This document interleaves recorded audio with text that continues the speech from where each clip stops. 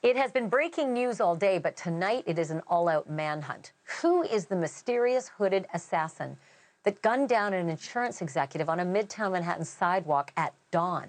We've spent much of this hour on what we know and what we can deduce about the killer, but we're also learning more about the victim, Brian Thompson, including accusations of insider trading and a federal antitrust investigation. For more on that side of this investigation, I want to bring in our national correspondent, Caitlyn Becker. Okay, so fill me in on that side of the story, Caitlyn. Well, Ashleigh, this takes us back to the end of last year, beginning of this year, where the DOJ probed UnitedHealthcare for an antitrust investigation, accusing them of perhaps creating a monopoly with the healthcare company. And subsequently, after that investigation got underway, and that investigation is still underway, there was a lawsuit that was filed against several United executives.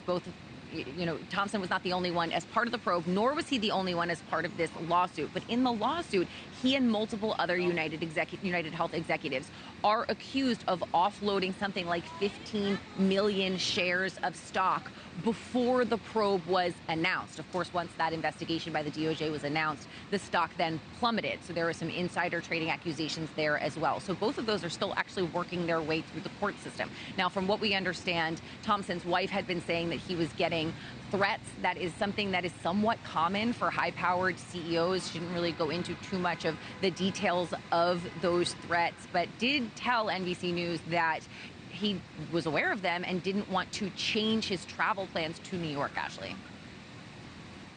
So that I'm clear, there's an antitrust probe that's launched, and less than 2 weeks before the probe is announced, this executive sells $15 million worth of shares.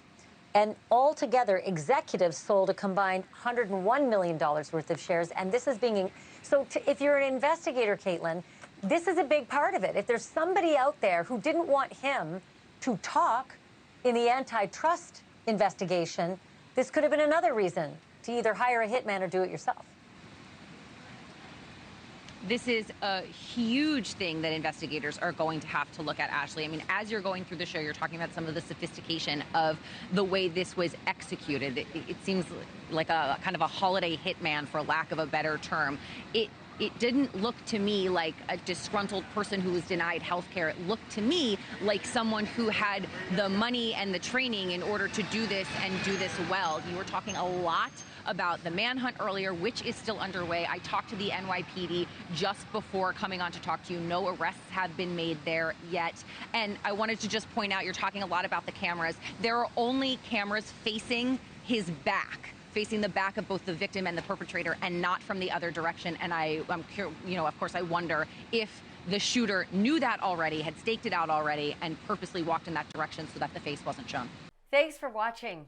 Go to joinnn.com to find NewsNation on your screen. And don't forget to click the red subscribe button below to get more of NewsNation's fact-driven, unbiased coverage.